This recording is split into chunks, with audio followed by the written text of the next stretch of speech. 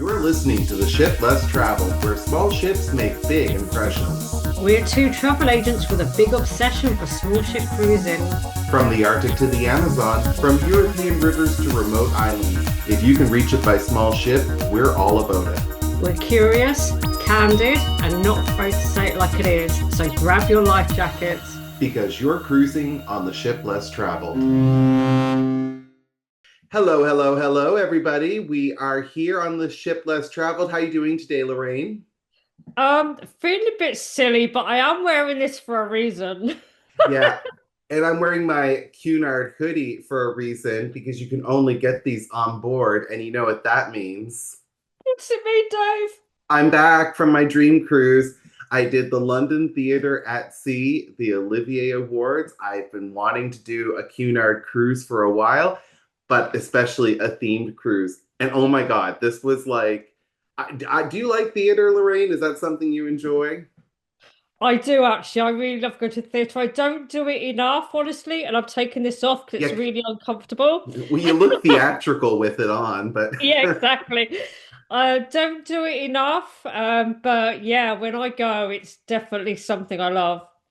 absolutely. And like obviously anybody who, well, I would think anybody who's anybody would know England has such a rich tapestry for theater. West End is like, I know when people visit London from here, that's a big thing to go see a show in the West End. And this was the 50th anniversary of the Olivier Awards, and Cunard has a long partnership with them. So, like, this was like a transatlantic crossing, but more so, it was like a smorgasbord of theater. Oh, it sounds amazing. It was Tell great. us all about it. Tell us all Ah, well, I mean, obviously it was on QM2, Queen Mary 2, and we sailed from Southampton to New York. So obviously, if people hadn't made the connection, that's why you had your Lady Liberty. And this was in late May. I just came back from this one just a couple, like the other week. And so we had great weather crossing the Atlantic. It was a perfect crossing. But then again, the theme of this cruise was just extraordinary, even if you don't enjoy theater, just to be able to go and watch these shows every single night. Wow. Well, exactly. I mean, for those that don't know, I have done the other way from New York to Southampton, and just the standard shows they put on every night on board are phenomenal, you know. So I just can't imagine how the theatre week went for you. I mean, that must have been amazing. Well, all right. So I'll be honest. I love theater. You know, I've been involved with community theater in my region. And of course, I love a show, love a musical theater. I'm that person driving in my car, singing Evita at full volume for no one else to hear.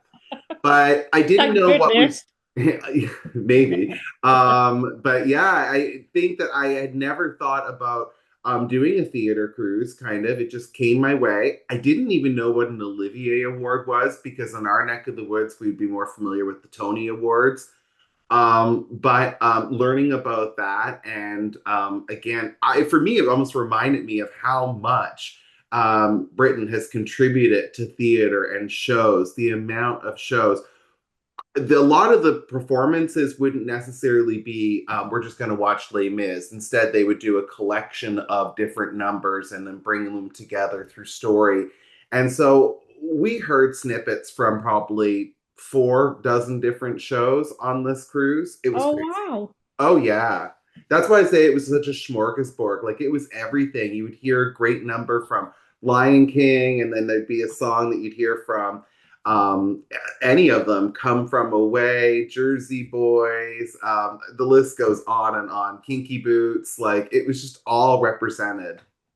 Wow, I never realized that was what it was all about. Wow.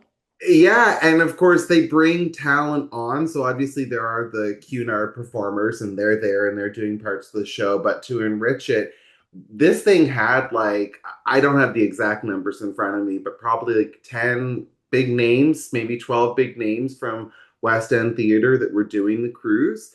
And so you would see them throughout the day, of course, on the ship, but then they're getting ready, and then they would do the 2 shows a night. And it was just amazing to be able to sit there and watch these shows because I do like to find value when I'm sailing. And I thought, wow, for this fare, not only have I got everything else that's included, like the high teas and everything, but the theater alone, what that would cost to experience that in Oh. London would be crazy. I much enjoyed doing it on QM2. And that's the whole thing of a cruise, you spend a lot of money, going to theatres in the West End or in New York.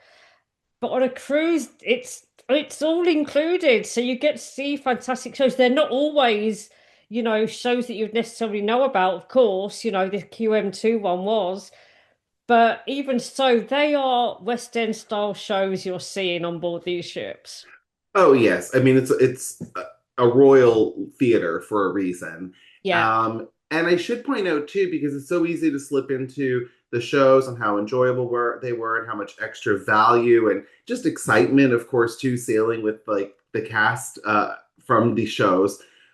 In addition to that, in the evening, throughout the day, there were tons of extra lectures and workshops that had to do with theater. So some of them I'm thinking about were Queen Victoria's passion for the theater. They had a historical lecturer about that. Costume. They had a magician. Paul Keeve was on there, and he's done all sorts of stuff for shows and music videos. And so he did two lectures during the crossing, stage makeup, starting a theater. So there Oh. was the level of enrichment was like capital E. For people maybe thinking of joining a theatre, that's great for them to be able to learn about that from real life people that have been through it. Totally. And it was funny because you run into people on the cruise and you chat with people on the cruise and, you talk to people and say, are you on the crossing because of the theme or did you just happen to book this crossing? And it was kind of 50-50. There were some people that were just, this was the date that worked for them. This was the cruise that worked for them. But there were people that had come just specifically for the theater. And so that was really enjoyable as well, because amongst your shipmates, you have additional people to talk about theater.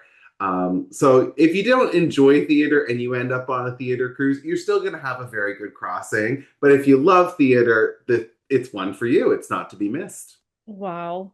Yeah, Yeah. 100%. Wow. I wish I had have gone with you after all. We it just coincided with our potential house move here, so we weren't sure on dates and everything, so obviously couldn't join you on that one, but hopefully Maybe another another. time. You know, I'm already thinking about it again, and I didn't think I'd want to necessarily do a transatlantic cruise. And another time I can talk about what I enjoyed about a transatlantic cruise, because obviously it's a different vibe when you're out there. But Yeah. that's another time. For now, what I would say is, themed cruises are something to look at because we had nothing to do, I would say, other than focus inward on the theater because we're always moving to New York and the captain's driving the ship, but there's nowhere to get off. There's only one thing to focus on, and that's the theater. And so I've started to look at what Cunard's offering for some upcoming themed cruises. And they have stuff that I'm interested in. They have an Abbey Road crossing coming up in October. So, Wow. yeah. That would be fun actually. Yeah, well, one thing Cunard I found did really well was take English traditions like theater and amp it up to the next level. So I can only imagine what they would do with an Abbey Road theme. I mean, amazing. Cunard are really good at what they do. They are traditional, authentic, but not stuffy. They are just really good at what they do, and that is transatlantic crossings Oh, with yes, all the bells and whistles and all the extras to keep people amused during that week's crossing, where you're just, as you said, on the sea, headed in one way, whether that be east or west. Um, that they're good at that. totally. And I would say West is best because I did enjoy the 25-hour days. Because, of course, after watching my show, I'd have to swing by Sir Samuel's and have a couple. I was out drinking mocktails all week. They had such beautiful, elevated mocktails. And but by the time I'd finished my evening of socializing with a four-string quartet, it'd be 1 o'clock in the morning. So it was nice to lay down and be like, it's actually midnight. I've just gained an hour. Yeah, of Really course, the other like way that. you lose an hour, but because you're over that week, it's really gentle. It's not hit you in the face, jet lag all at once. Um, Totally. but the funny thing is, going the other way is, everything kind of goes bang, bang, bang during the day. You get up, you have breakfast, and then it's like lunchtime, and then like you're having dinner, and then you're going to the theatre or whatever, and you just feel like you're always eating because you've just lost that hour during the day. Um, but you're on a cruise and calories don't count on a cruise, right? So eat what you like. Totally. Same with bedtime. So you can do what you want. And I mean, truly, you can sleep in if you want in the morning. That was the Yeah, great thing about this is there was programming, but you could just tune in to what you were interested in, and yeah. you get to pick your own agenda. Yeah, it's do as much or as little as you like, really. Um, I'm touching on theme cruising a lot at the moment as well, and not just with Cunard, who are brilliant on what they do, but also river cruising and Mm, other cruise lines, have themes. River cruising, what's really hot are the wine cruises, the World War II cruises, golf cruises, themes, wellness, that's heavily hot at the moment. And people are going on cruises and indulging in their favorite activities all in one hit, so you're getting to travel and spend time with people you love and doing things you totally. love at the same time. In that, and theme cruises are really big right now, and I'm seeing that a lot. I don't know if the same with you. I am seeing it as well. And I think we've been seeing it as well. The eclipse that's happening in a couple of months. I think that was a theme that people were building itineraries for. Yeah, But for me, I'm totally hooked to a themed crossing. And I definitely, like I said, I'm looking at some of the upcoming ones and thinking, I wonder which ones I might do. Like the dance across the Atlantic seems like it would be a lot of fun. can you And then I'm dance? thinking about what my dream themes would be. Like they're not offering a jazz across the Atlantic, but if they could hurry up and offer a jazz across the Atlantic, I'll be the first person to book. Oh, that would be great. That would be so much fun. So I think you answered the question, would you do a transatlantic again? Absolutely, yes. Totally. One thing I would say as well is my biggest apprehension going into it truly was the attire. I didn't want evenings to come around and for me to be not able to dress the right way and access the ship fully. I didn't want to be, deprived and experienced because I didn't have the right outfit. Cunard does not have that reputation that's out there that you read a lot. Obviously, the internet's filled with misinformation, and that's Yeah. something that we can certainly dispel. I did, obviously, I wasn't wearing shorts. I would just put on a regular black pants. And guys, if you're listening, I'm talking, I bought these at Walmart. Uh, Black golf pants, nothing fancy. And I just threw a shirt on and a Trousers for blazer. us Brits. Thank you for translating for the other side of the pond. I don't even know if you have Walmart over there, but the idea is that I didn't have to go and buy a tuxedo. I didn't have to do anything like that. And interestingly, they had that available for rent. So even if you showed up and you wanted to dress to the nines, they could help you. Yeah, they do. Being a theater cruise was great because we had a lot of people with theatrical personalities on board, and so the people watching was fabulous.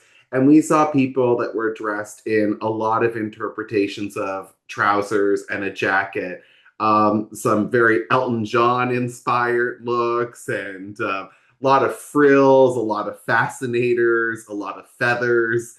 And I was here for all of it. Wow. I bet you were. I bet you loved it all. That was your like ideal like situation right there. It is, and anybody that loves theater, and if you've gotten the interest from listening to us, obviously, I'd love to help you out with that. But before we wrap up, Lorraine, I'm dying to ask, what would be your dream theme cruise? Oh my goodness, you know what? That's really hit me. I know, and I've asked you completely out of the blue. We did not prepare for that Oh, question, so it's totally spontaneous. literally, I would love history actually. I do love Oh, history. Um, and also just to go with what I'm known for, I do love my wine. So perhaps a good wine tasting, that's all me as well. So two totally opposite ends of the spectrum there. But I have lots of interests actually. But yeah, that would be the themes I would probably choose. I think a wine cruise with a lecture on the history of wine, or maybe the wines of that were preferred by Queen Victoria, something like that. Two in one. Yeah, you get your history and you get your beverage, and you're all set. Hey, we could be millionaires setting that up. That's right. Hey, if anybody from Cunard is listening and you need someone to help develop some cruises, get in touch with us. And you can get in touch with me. My name is Dave Wentworth. My website's up there, destinationwhatever.com. I'm based in Canada. And I'm Lorraine McCower, bespokecruiseholidays.co.uk, and I'm here in England. Glorious, glorious England. All right, folks. Well, until the next time we see you, take care. Think about your next cruise and book it with us. Do it for England. Take care. Bye. Bye, everyone. That's it for today's voyage on the ship less traveled. Stay connected, follow our Facebook group, and share the podcast with your cruise-loving friends. For listeners in the UK, you can find me at bespokecruiseholidays.co.uk. And for listeners on my side of the pond, I'm destinationwhatever.com. We're passionate about small ship cruising, and we're not afraid to make some waves. So join us next time on the ship less traveled.